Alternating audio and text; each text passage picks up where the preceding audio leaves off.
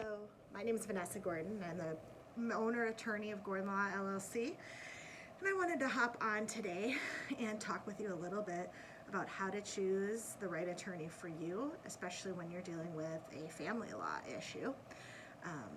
Nothing in this video is intended as legal advice for your specific situation. It's just general education to try to help you feel like you are able to partner with the attorney that you choose, which will lead to the best results possible, given your facts and the law and how the law applies to those facts. I did use a little bit of a cheat sheet for the points that I wanted to go over. When you're seeking a lawyer, some of the questions you should ask and the things you should be aware of, because not every personality is going to work the best with every other personality.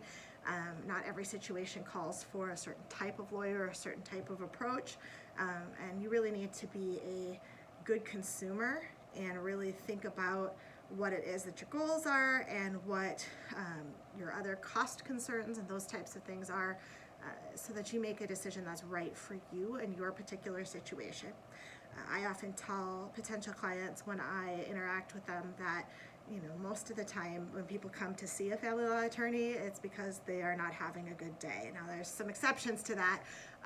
If you're dealing with grandparents or you're dealing with adoptions, some of those cases are happy. Sometimes you have very little to be hotly contested, and some of those cases are just wrapping things up and making them match what the parties already want to do. But a lot of the time, at the beginning of litigation in particular, we don't know how it's going to go. We don't know how hotly contested or how difficult a case is going to be. We don't know how reasonable each party is going to be or how committed to their positions they are when we first start. And those are things that we find out as we go through the course of litigation.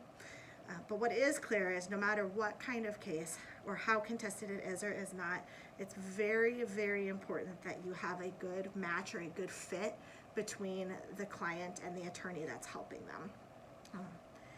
So some of the questions that this article indicates should be asked, I'm going to paraphrase a little bit, asking about the experience that a lawyer has.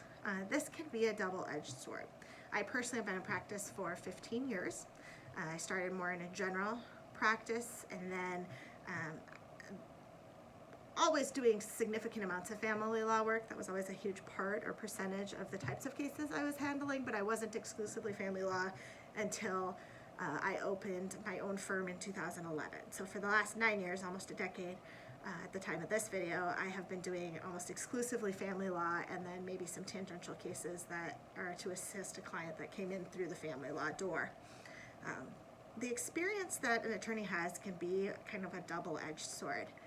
I have seen attorneys where being in practice for 30 to 50 years is absolutely wonderful. They've really taken that time to learn the nuances of how judges view things, to stay abreast of the law, to keep looking for ways to approach cases and people and settlements creatively.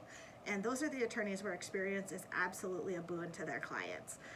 They've been around the block a few times and it shows. I've also seen attorneys who in some ways seem to have never learned, no matter how long they've been admitted to the bar. And so you would do better with a brand new, fresh graduate who knows what they don't know and is willing to go and read through the cases, read through the statutes, pay attention to the court rules, make absolutely sure that they are crossing their T's and dotting their I's because they know that they don't know it all yet. And so I've seen very, very brand new, attorneys who really haven't got any experience at all get a better outcome for their clients than people who have been around for a long time. And so I would say that the experience matters, and I think the question is less what experience or how many years of experience does the attorney have, but what types of cases or similar situations has this attorney addressed that are like your case? Have they had a case where, if you say you want to move out of state as a custodial parent, have they had a removal case in front of your judge? Do they understand what factors the judge gives the most weight to? Do they take cases to trial, or do they prefer to settle them even when they're close enough that a trial is maybe warranted? How does their experience look as far as not just number of years, but as far as breadth of experience, novel situations, the things that might matter to you. You also probably want to know a little bit about their philosophy of practice. And I don't say that to sound, academic and a little frou-frou, but because there's different ways to run a law firm. Law firms are businesses, just like any other business. The people that are coming to work for you as a professional need to also earn a living and pay their bills. And so, and they may have a different approach, a different ideal client. And both the client and attorney are going to be much happier and work together much better if they're meeting each other's ideals. So, for example, some attorneys really do what's called a volume practice. They are not as expensive. They're not as individualized. Sometimes they use a little bit more cookie cutter forms and methods and timing for their cases, and that's not wrong. That, in fact, might be exactly what a client needs in a particular situation. They really have a budget concern, or they don't want a lot of hand-holding. They just want, give me these 3 things and we're done. And so that might be the best fit for them. Other firms, and GordenLaw is more like this, we are less interested in how many cases we can run through our doors in a given year, and more interested in individual solutions, getting creative, getting to know our clients, getting to know their families, and really seeking not just, not just the cookie cutter approach, not just the parenting plan that everyone has that's standard, or not just the cash division that everyone has that's standard, but trying to find something that is truly an agreeable solution. And so we tend to appreciate clients who are willing to pay for someone to spend a little bit more time on their cases. Now, that's not to say we don't offer some options if costs are of a concern, or that we make every case very expensive by, doing additional work to what needs to be done, but simply that we are unafraid to go to trial, and if that's warranted, and we're unafraid to tell a client that they're throwing good money after bad if it's not. And so you do need to know, though, that if your potential attorney working for you, you need to know what their philosophy is. Same thing, some people, their philosophy is litigate, and they will push for an opportunity to take something to trial, or to push buttons and bulldog and send a bunch of letters. I mean, that's their philosophy, and that might work very well for what you're trying to accomplish. But I've also seen an overly aggressive stance on less important matters completely ruin the chance of settlement and co-parenting going forward between parties where that really wasn't necessary to do. One question that I think people ask when they're hiring an attorney that they really need to think about more carefully is, what is the definition of success? Do you have a track record of success? Well, of course, if we're dealing with, business situations, or, real estate or personal injury, obviously money, dollars, they're black and white. Did they, get high dollar settlements for their client, or did they win high dollar litigated awards for their clients? When we're talking about people's families, it's a little bit harder to judge whether the outcome was quote unquote successful. The reality is, at the end of a marriage, there really are no winners and losers, no matter what the dollars work out to be. At the end of a family living together, there's no winners and losers. Having more time or paying less money doesn't make up for the fact that you're not seeing your children on an everyday basis anymore. And so, saying was this successful or not, I think you have to really look at, did we get the best outcome possible for the facts that we were able to prove? And that's the question that leads to whether a successful family law case has been resolved.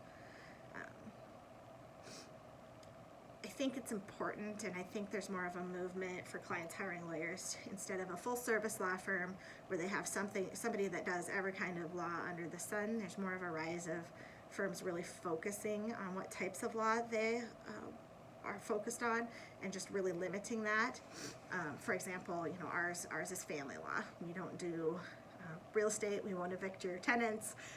We just don't do those things because we aren't experts in those things, and we want to be able to take on cases where we know enough about what we're doing to be able to advise clients appropriately.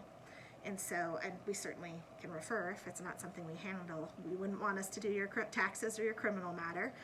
And most of the time you wouldn't want a general practitioner to handle your divorce or your custody or your grandparent visitation case. It's just not possible to be both jack and master of all trades. So that is an important question to ask. Make sure you understand the fee structure. A lot of firms do that differently. There's the traditional retainer and hourly billing. There's flat fees for service, and there's different kind of hybrids in between. It's really important that you ask questions at the beginning, get on the same page with your attorney to make sure that you are happy and the attorney is happy and you understand what will need to be paid over the course of your case. And so start with asking those fee questions from the very get-go. Don't just assume everything is a take it or leave it in that fee agreement. Don't be worried about it sounding like you don't understand. You know, your lawyer that you're trying to hire, you want to make sure you understand how you'll be billed, what payment expectations are, what their policies are for payment. Certainly you want to know if your attorney is carrying malpractice insurance, and you may want to, you certainly should check with the Bar Association in your state or in your the Council for Discipline here in Nebraska and make sure there's been no disciplinary complaints. That will help, and certainly that your lawyer is licensed and able to practice on your behalf. Another question that I think is important, and the answer is different depending on the type of firm, would be who else might be working on your case. Does the firm outsource certain activities? That's not necessarily a bad thing. If they're using an expert for financial review, for example, or an expert for tax review, or someone who is a custody expert, or to do your qualified domestic relations orders. There's some great services out there for that. But also within the firm. I think in kind of times past, there were times where clients would become somewhat upset or feel somewhat slighted if an associate or a legal assistant would show up on billing, that they were handling parts of the matter. Good attorneys, however, are cost conscious, and they will have your work, the work that for a given project for your matter, go to the person who can do it the best for the least amount of money. I would say that you want to make sure that you don't have people who aren't attorneys drafting documents without close supervision by an attorney. But if you had to pay an attorney to, you know, separate the copies and change the wording or fix a typo every time, it would just make legal fees more astronomically expensive than they actually are. I think a better question would be, how do you decide what parts of my case someone else will handle? For example, in my firm, we typically don't have a owner attorney going to handle a default divorce hearing because it is so formulaic that we often like to use a senior certified law student to do it, because the questions are always the same, the answers are always the same. There's very rare surprises, although we prepare them for that. And they're sitting next to an already licensed attorney who can jump in if something were to go haywire. And it saves the client a lot of money and a done deal. So just ask how those work assignments come to be and who is in charge of what if you're concerned about that. Another way that you can make sure that you're choosing the attorney that's right for you is to spend some time thinking what you're hoping to get out of that representation. Being very clear about what your goals are in a perfect world, what the worst thing the other side could say about you might be, and what type of person you work well with. Oftentimes, if you go into an attorney's office and say, I just want a bulldog who will fight for me, but your goals are really not all that adverse from each other, having a bulldog may actually work against you. You should really consider who you're capable of sharing very personal information with, including information that may be negative for your case, or private about your family. You want to make sure you're comfortable enough to actually share that information. You also want to make sure that the personality that you're dealing with is someone you're comfortable with working for you. You don't want to feel dismissed. You don't want to feel unimportant. You don't want to feel like you're low on their priority list. And so really seek that out. Never have that second chance to make a first impression on both sides. And remember that when you hire an attorney, they're your agent. So they're representing you, and they are going to often talk to the court and the other side, not the other party, but the other attorney, far more than you will ever have the chance to. And so think about what that person representing you says about you, or what impression that's going to give to the other persons involved in your matter, including court staff. Finally, I would strongly suggest that you have a very honest conversation with any potential attorney about what level of communication and involvement you expect. Some clients really want the attorney to act as the expert and take direction and control over almost all of the case. Some clients are a little more hands-on, and you want to have a little more input and a lot more communication. Ask about how often you will want to talk to the attorney on the phone, and whether that's something the attorney is comfortable with, whether you use email or you use a technological digital file. Talk about those things with your attorney to make sure that you guys are on the same page before this person starts working for you. Failing to do so can make some pretty bad endings to the attorney-client relationship. So, again, there's no right or wrong answer, really, as long as everything that's being done is honest and ethical. There's no right or wrong answer to what type of attorney is right for you. What's important is that you feel cared for and represented well by your attorney, and that you are able to be comfortable talking about very hard discussions sometimes with your attorney about best and worst case scenarios, the facts that are positive and the facts that are negative about your family, and what the law actually says and what their best estimate can be about your outcomes or the outcomes you're seeking and whether they're realistic or not. So these are all things that I would hope you give great consideration for before hiring an attorney, before signing on the dotted line and paying any money, especially where your family law cases are concerned, because at the end of the day, this attorney has a job to do, and they're going to move on to their other clients and other matters, other files. But you're going to live with whatever court orders result from this case being filed. And so, you know, what's a job for the person's working for you is going to affect your whole life. And so make sure that you're working with someone you trust and respect. Again, none of this is specific legal advice for your specific situation.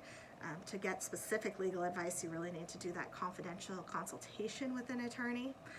I am not actively licensed in any state other than Nebraska. These are very general educational concepts that I wanted to share with you today. I hope you all do well, and that you have learned something about working with professionals and attorneys in the legal environment. And I hope that you have a wonderful day.